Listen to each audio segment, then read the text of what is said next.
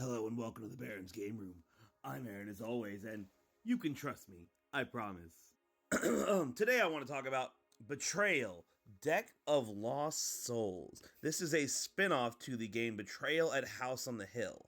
I did a video on that game a few years back, somehow back when I was keeping these videos down to like 3 minutes. Crazy, right? Betrayal Deck of Lost Souls is a hidden role player game for 3 to 5 players. Like in all hidden role games, players will be dealt a role and they can either be a explorer, which is a good player, or a traitor, bad player. Kind of obvious, right? It'd be weird if it was the other way around. However, unlike most hidden role games, it's only a possibility that a player could be a traitor, sort of like in my game The Cure. Everyone could be good explorers, or one player might be the traitor. Aside from the hidden roles, this game's basically a hand management game, where players are attempting to make sure they keep the right cards they needed in their hands or on the table in front of them in order to complete these Omen and Curse cards. Basically, they're your objectives you need to beat throughout the game. The way the game typically works is, if there is a traitor, then what you are trying to do is, by the end of the game, you are trying to have the right cards, again, in hand or on the table, to complete whichever is the true curse. We'll get to this stuff later. And if there is not a traitor, then what you are trying to do is just defeat 4 of these 6 curses on the table. That sounds like a lot. It kind of can be. But no one's sabotaging you. It's doable. And if you are the traitor at the table, then what you are trying to do is trying to make sure that all the other players do not complete the final curse. You're trying to make sure they don't have the cards they need to beat it. Or you can simply drain one player's hand and table down. If a player has no items in their hand or on the table in front of them, then they are out and the bad guy wins the game. But let's get into the how to play and the setup and stuff. Come on. Now I'm going to teach you just like the book does. I'm going to teach you a 4-player game. There are different rules for 5 and 3-player games. If you'd like to pause and check those out here, you can, or come back. I won't be going over them later in the video. Let's get on with the setup here. You can give each player a reference card. Be sure to keep this card nearby as it helps you understand what some of these symbols are on the cards. Then you'll take 1 Explorer card per player. So in a 4-player game, you'll have 4 Explorer cards and the 1 Trader card. Shuffle these up. Deal 1 to each player. There'll be 1 extra one. Leave that 1 extra one just sitting in the center of the table, face down, so nobody knows what it is. If this is somehow your first hidden role game, what you're going to do is you're going to look at the card you were dealt, but make sure nobody else sees this card. This is supposed to be secret the entire game. So all players take a peek at that, then put it face down, and don't let other people see it. Now that we have our roles, it's time to get our characters. For a 4-player game, be sure to toss out the Inquisitor. You will not use him. Put him back in the box. Take the other 4, shuffle them up, and deal 1 out to each player, or y'all can select them. It doesn't really matter. This is your character card. This is important because there are certain cards in the game that can only be played by certain characters. So, if I'm the soldier here, then there are certain cards that only I can play. Thus, the little symbols on them. You'll need to take these 6 curse cards, they are numbered up in the corner, and place them out on the table. They do need to be separated. You need to be able to place cards near them, as you will be marking them with stuff throughout the game. Mix up these 4 special item cards and then place them face down on the table. Then we'll take the item cards. First off, make sure you take these 6 Charon's Obol cards and just set them off to the side. Unless you want a harder game, you won't use those. Take the rest, shuffle them up, deal 4 to each player, and then, that's only 3, boom. And then place the rest on top of those special green item cards you already had sitting in the center of the table. Next, you're going to shuffle up the Minor Omens, deal 3 to each player, and then place the rest in the center of the table as a draw pile. And finally, lastly, shuffle up the Major Omens, deal 2 to each player, and then place them in the center of the table as a draw pile. So at the end, you'll have a draw pile for items, Minor Omens, Major Omens, and then every player should have 4 items, 3 minors, and 2 majors. Do not let anyone see your hand. This is to be secret information. Oh, and be sure to leave a little room for discard piles as you go through the game too. Whichever player was given the Occultist character card goes first. So you've done all the shuffling and dealing, now it's on to your turn. On your turn, there are 2 phases. The first phase is the Cooperation phase, followed by the Omen phase. Let's go over those. During the Cooperation phase, you can do one of 3 things. The first thing you can do is reveal an item, which simply means to play an item card from your hand face down in front of you. So let's say, for example, I wanted to play, oh no, I think all mine might be special ones. I can play that one. Here we go. So let's say I wanted to play down this Physician's Bag. I could simply put it on the table in front of me. This is now available to be used later when we are in the Omen phase. Let's get to that in a bit. Another thing I can do is give an item to another player. They may then give you an item. So I can take something like this one here, this Crescent Moon Sickle. This is a card I cannot play. You can see the two symbols on the side there. Those show exactly who is allowed to play this card, which I cannot. I've got the bullhead one. So I could trade this off to someone who could, like the soldier. I could offer to trade him this card. He would trade me a card back. Well, he doesn't have to. I could just give him this card, or he could also give me a card back if we wanted to. But that's another option. With the third one being, you can draw an item card, then discard one from your hand, unless you had no items in your hand. So, basically, I could be like, well, I don't think we have a use for this card. I'm going to discard it away and draw me a new one. Simple, right? Stipulation there is if you didn't have any items in your hand, so let's assume it's at the start of a turn where my hand is empty of items. I only have omens in my hand. In that case, I can draw a new item card, and I do not have to discard, because then I would obviously discard the only one I just drew. But that's enough playing nice. It's on to the omen phase. During the omen phase, the current player, so me, will select a omen card from their hand to play in front of them. You must play all of your minor omens before you're allowed to play any major omens. If you couldn't quite tell, the difference is yellow and red. I think there might be a symbol on them too. Anyways, let's get going. So, I can look at the omens in my hand, and I can choose one of these to play face down in front of me. Now, an omen card has these little symbols off to the side. This shows items that you need to defeat this card. This one requires like a little lantern thing. I think it might be that lantern I just picked up. This one requires, a sickle. I think it's that one I traded over to the soldier. And so on and such. So it is my choice to play one of these cards down. And when I play it, I can also play down any items I have in my hand that are required to defeat it. So, for example, I could choose to play down this one, the Predacious Labyrinth, and I could play down the Dark Lantern along with it. This is officially all we need to beat this, so we have successfully beaten this omen, which means I immediately get this little unlock thing. This is what reward you get for beating the omen. So I get to draw an item card, then peek at the extra journey card, which means I would draw an item, and then I would get to know the extra one sitting in the table that no one was dealt. So I might immediately know if there's no trader, or I might simply know that there must be a trader because that's an explorer. But let's say, for example, I played down a different card. Let's say I played down this one, the Mummified Paw. This one needs the Crescent Moon Sickle, and thankfully I just traded it off to him. So I play the card down, then going to my left, any player can play cards from their hand needed to beat this card.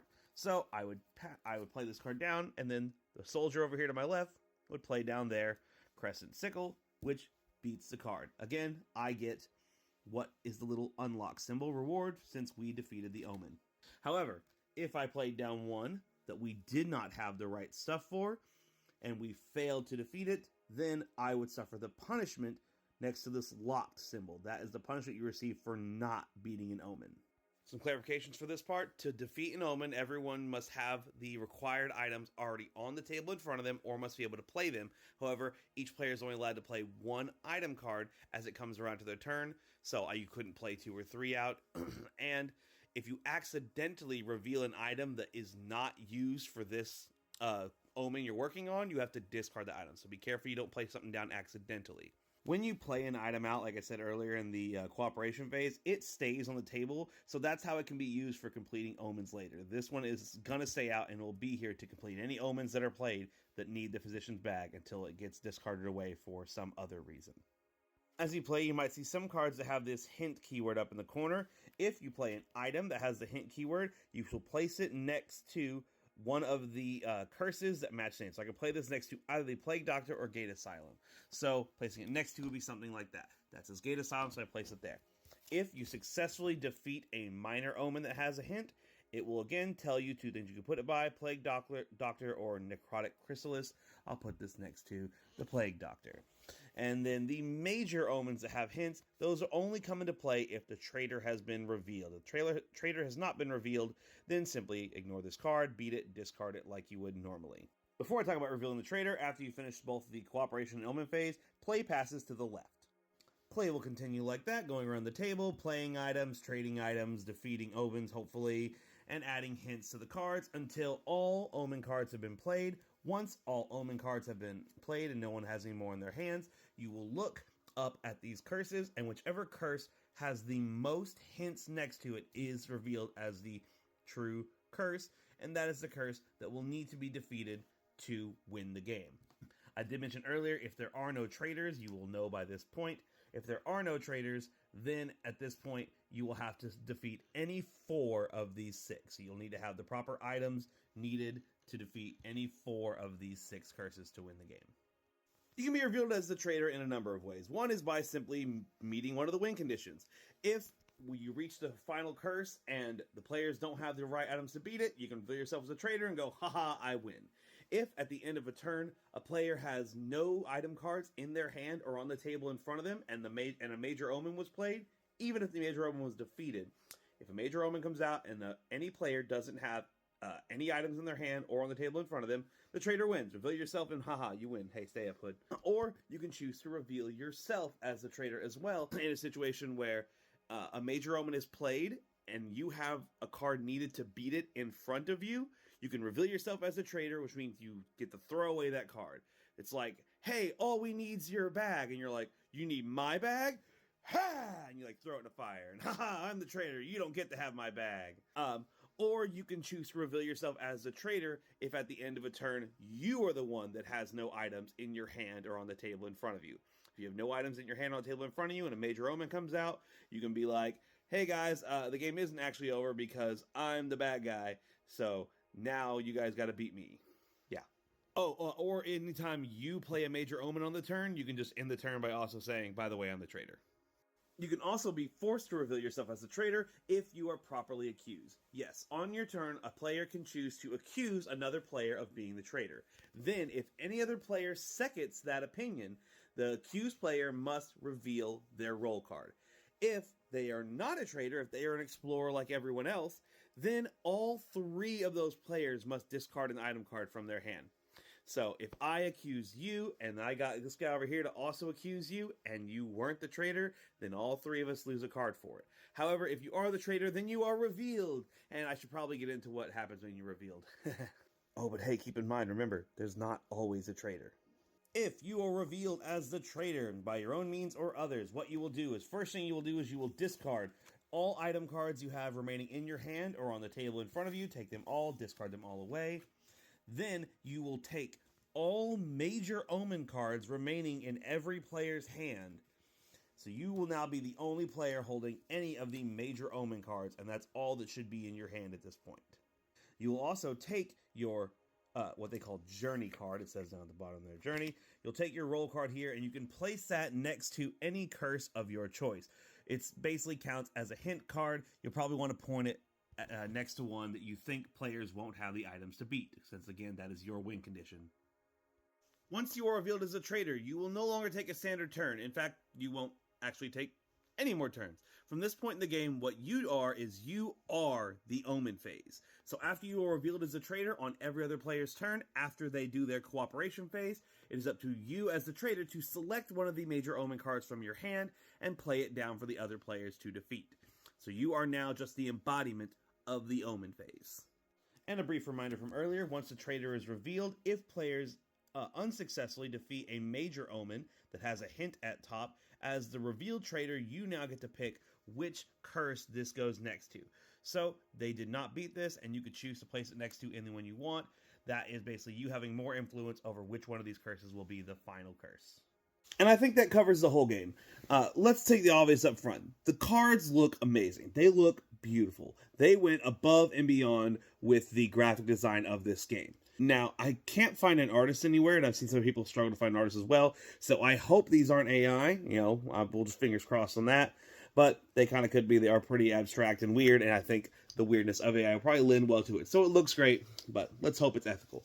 That, although, is also, I think, one of the biggest problems I have with the game is the looks. These cards look amazing, but playability-wise, these cards are awful.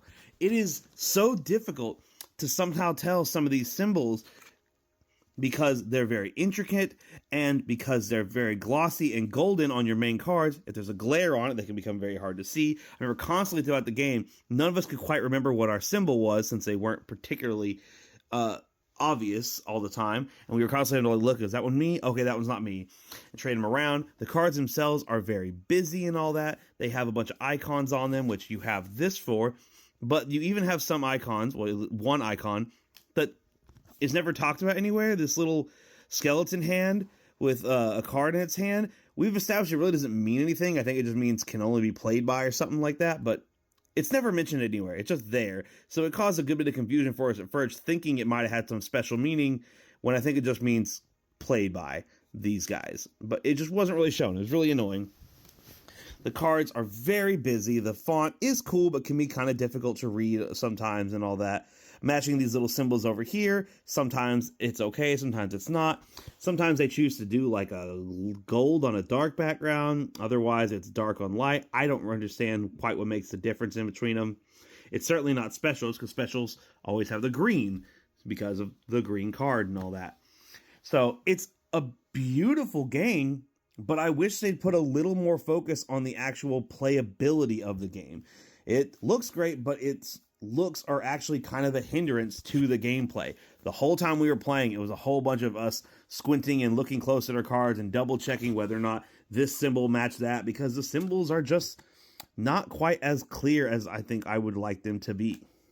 As for the gameplay itself, it's fine. I do really like the whole possible trader thing. I'd actually just implemented that same mechanic into my own game, The Cure, which you can see on our page. I just implemented that like right before I ended up getting this game in. So I really like that aspect of it, because again, that was something that was very fresh in my mind of, ooh, this is a cool idea, and then they did it, and I was like, oh, great, cool. So I like that. But otherwise, other than that part of it, I don't really love a lot of the rest of it. I think I'd rather play, I don't know, most of my other hidden role games. I think I'd rather play Secret Hitler or Let's Call the Exorcist. I mean, honestly, it sounds super conceited and biased. I'd rather play my own. At least it's quicker and faster. This one is a little long, in my opinion. Not as a whole, just compared to another game that I think does a similar thing. It does a lot of discarding. Oh, I'm so sorry. I did something wrong in this video. As I was discarding cards away face up, that is inaccurate. Anytime you discard cards away, you discard them face down. That way, people don't know exactly what you're getting rid of. Sorry, that's on me. And I really like Betrayal, the actual board game. This one was just sort of okay. Like, my group just didn't personally seem to take to it. We really were turned off by how difficult it was to read the cards, and the gameplay was a little confusing, honestly. It just kind of felt like it had a lot going on, a lot of the hint stuff, and a lot of the you can trade and play. It was, I don't know, just a little much for us. In the end, Betrayal, Deck of Lost Souls, I think its gameplay and its graphic design both seem to follow the same ideal, which is doing a lot even at the detriment of the rest of the game. There's a whole lot of stuff on these cards, which kind of makes the game kind of hard to play. You're kind of doing a lot in a way that doesn't really, I think, add to the game. If it comes to playing hidden role games, I'm going to stick with simpler ones like Let's Call the Exorcist, Secret Hitler, or my own. Sorry, guys. Betrayal, Deck of Lost Souls, beautiful game, but overall, the Baron does not recommend it.